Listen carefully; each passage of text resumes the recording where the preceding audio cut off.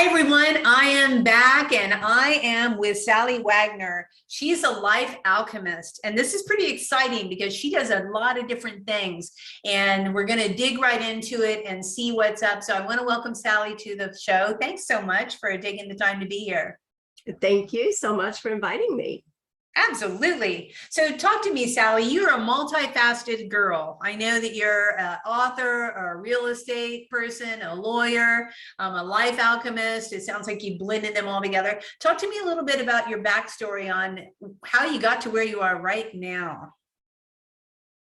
Sure. So when I was in college, I started out as a physics major, and I was one of those who I couldn't decide. So I have minors in lots of stuff. I eventually majored in theology. So it was kind of physics to metaphysics. And that was my trajectory. I was going to go to graduate school and postgraduate, and I was going to be a fabulous professor. And then I met the person who would become my first husband. And the first night we met, he said, "You should go to law school." And so guess what? It took some convincing, but every year he would bring me the application materials, and finally I applied. So he kind of wore me down. And so I spent most of my career in the corporate world as a lawyer and working on real estate related issues, and, you know, in the big companies around the country. And so I still had my interest in the science and the spiritual stuff.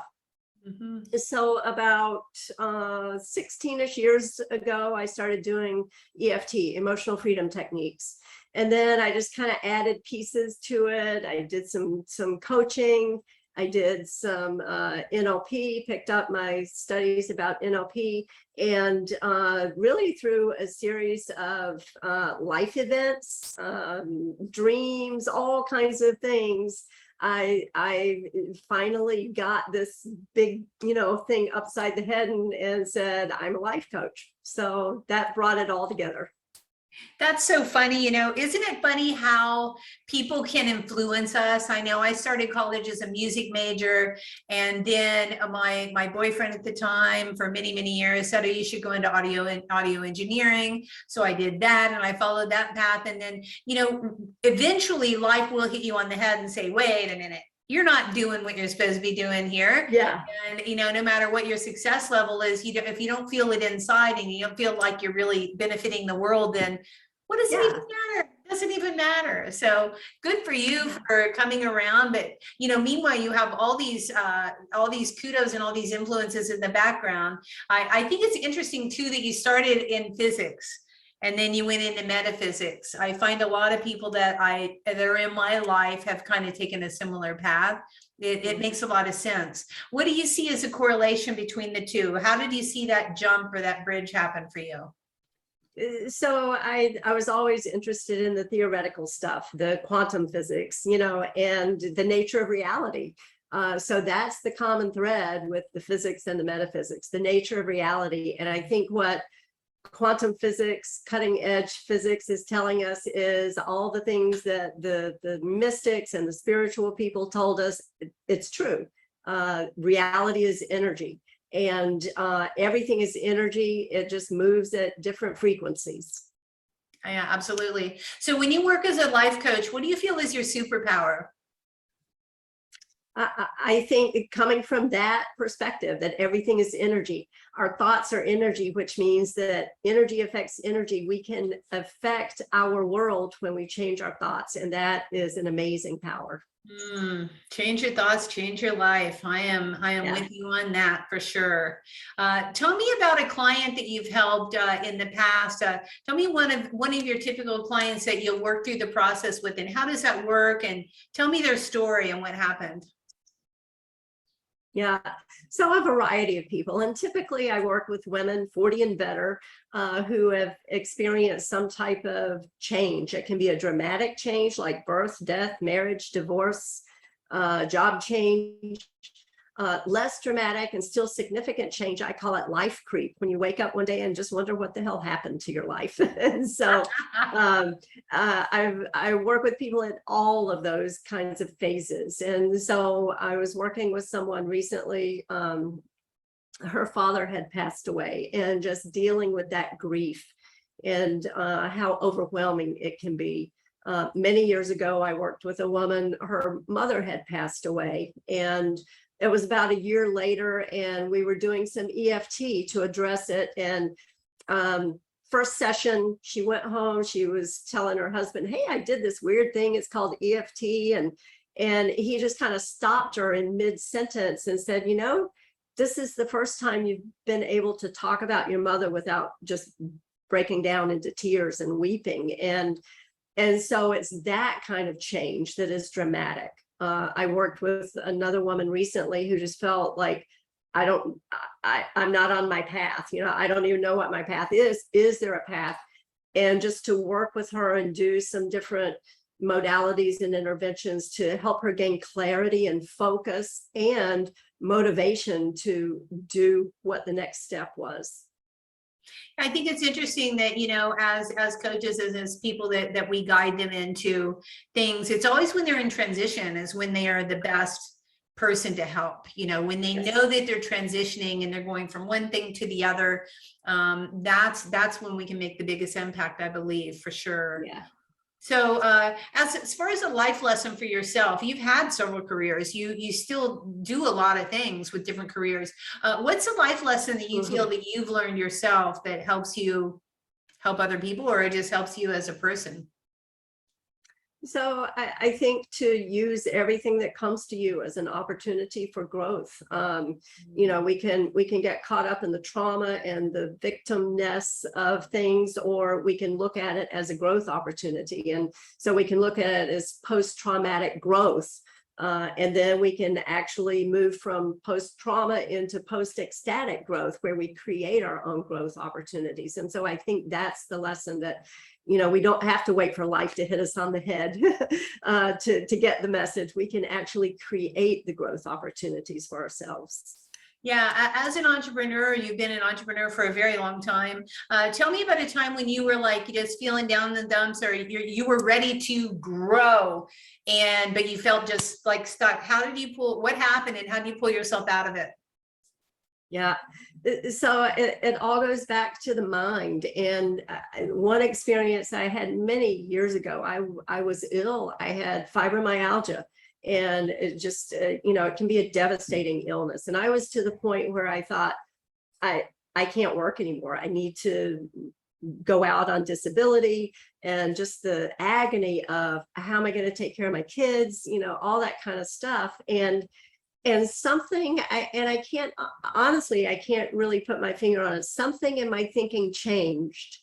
And I experienced a miracle. Shorthand, you know, it was shorthand term is it was a miracle. And I didn't change my life and then I was healed. I was healed and I changed my life to reflect that healing. And so that was a pivotal moment for me. And you know, it still wasn't a straightforward path, because soon after that, my first husband passed away. So lots of upheaval in life. I refer to it as taking the scenic route. And yet, I think all of those things really brought home to me the power of our thoughts and our mindset. So your pain went away from your fibromyalgia like that? Yeah. That's amazing. I just keep thinking of Wayne Dyer, you know, change your thinking, change your life. You know, it's very much a thing, and you can have instantaneous healing. And I think the world, you know, you're being prepared for, again, another loss, another setback. And that's what we do, you know, and everything that we overcome makes us stronger and stronger and stronger, and better able to handle those type of things. Yeah. Absolutely. Thanks for sharing that story. That was pretty impactful. So what's the most memorable thing that's happened in any of your careers right now? When you think of, that's the one that makes me excited, what is it that happened with you and yourself or career? So I love all of the things that I do. So like on the law and real estate, it's not traditional. I have a consulting company with a colleague, and we're kind of like the broker on call for all these real estate brokerages across Florida. I love that. They call me up, they ask me questions, I teach classes, I love to teach. That's my calling, right? To be a teacher. And that's, to me, is very energizing and exciting. And then on the coaching side of things, same thing. I love to coach with people. I love to share with them and help them reclaim their own power to change their lives. I love to speak, I love to write, and I feel like it brings together all of that creativity and intuition and awareness, and allows me to give it expression. I love when you said 40 and better. That really rang home for me. And I think it takes us as women, or probably as human beings, it takes a while to nurture and to see what we really want to do, what we love to do. I know I had to spend 40 years of my life figuring out what I wanted to do when I grow up.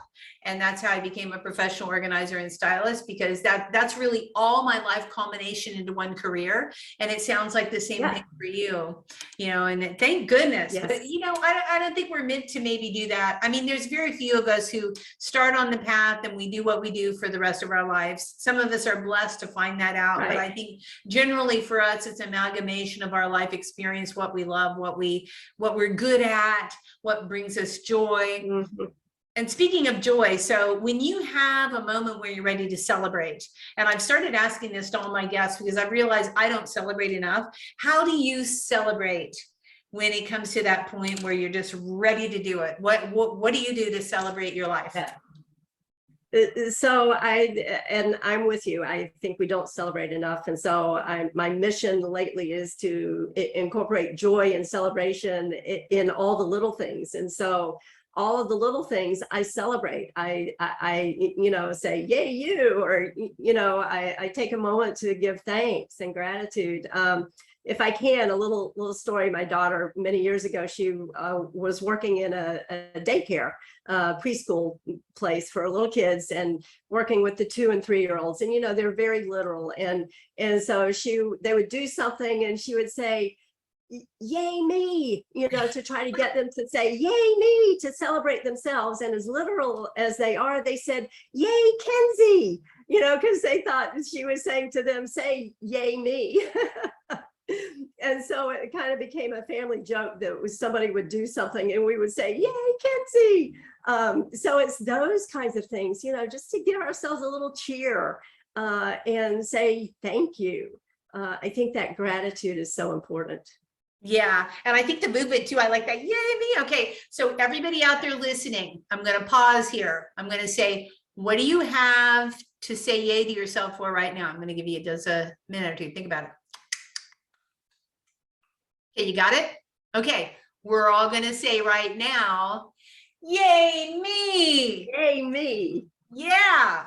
I hope you all did that, because, and just adding that just really helps. Anytime, anything you can do, anything physically, it's like, yay. I love it. Yeah. Go for it. We all need to celebrate more. So remember that if you find yourself down in the dumps, just say yay you anyhow, because it doesn't even matter. It's going to boost your energy and boost your energy. It's true. It will. Yeah, absolutely. Okay. So, as a professional organizer, I have to ask you this question. What is your favorite organizing hack, tactic, program? What do you love to do that keeps you organized in your life? So I'm sort of like extreme in that area. If things are too cluttered, I can't work.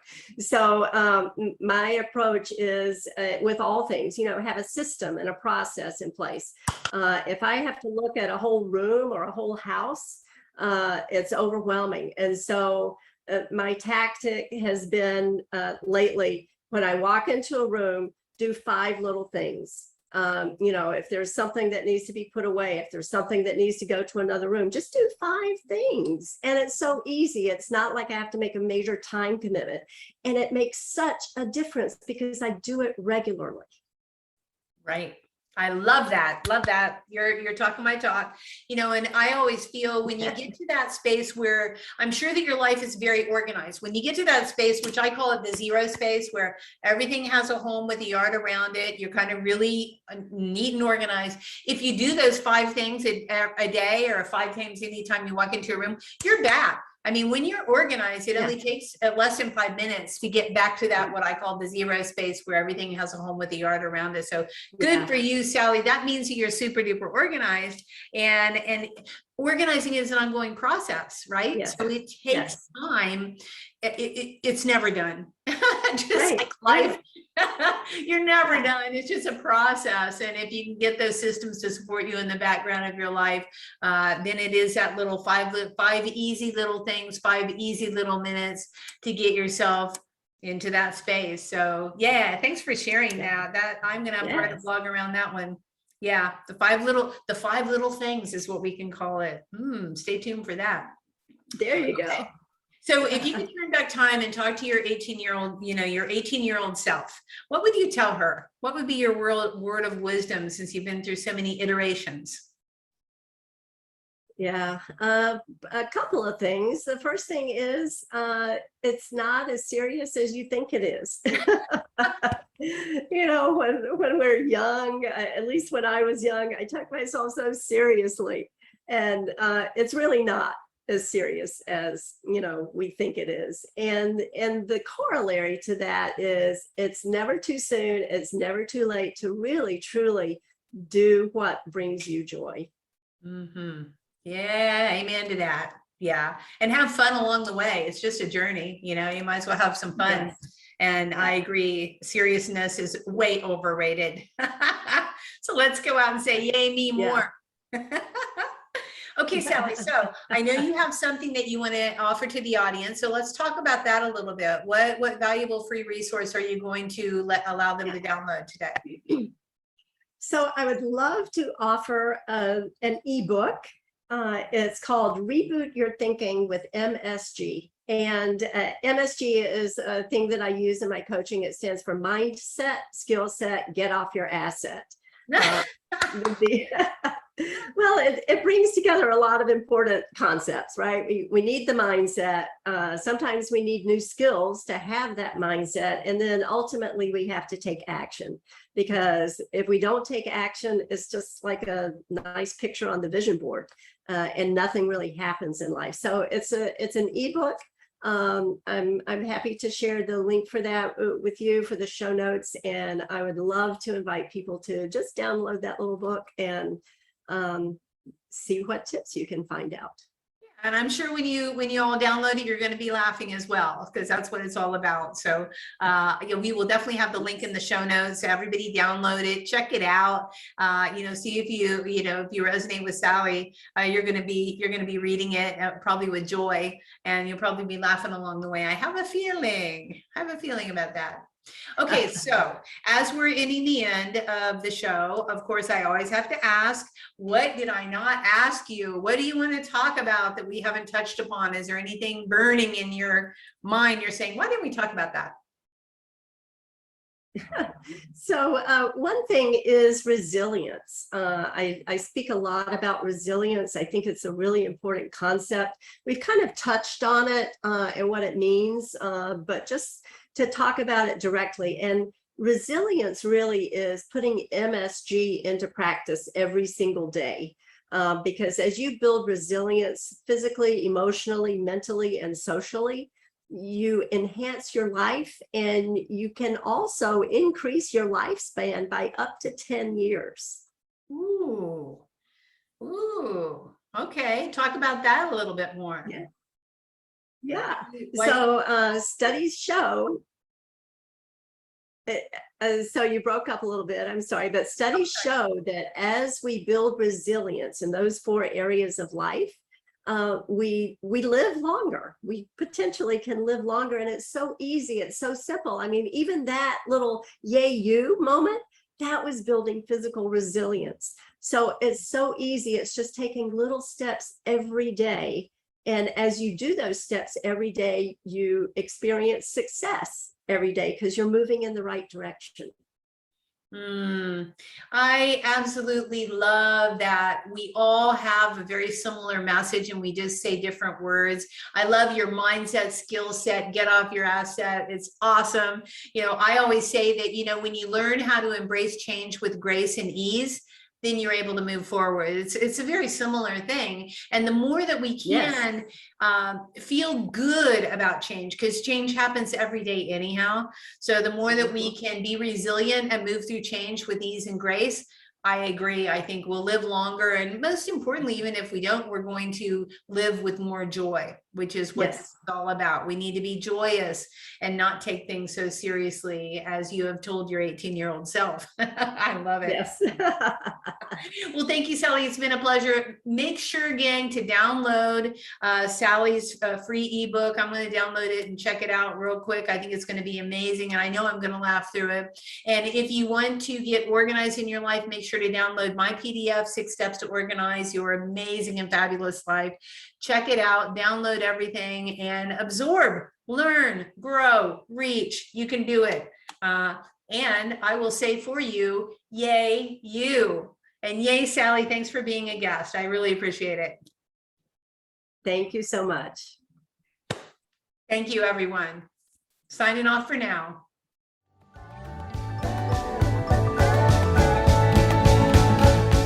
Hey, thanks for listening to this podcast. I hope you enjoyed this episode, and if you want to hear more, feel free to subscribe on the platform of your choice. Also, if you feel so inclined, I would truly appreciate a good rating from you to me. Have a stellar day.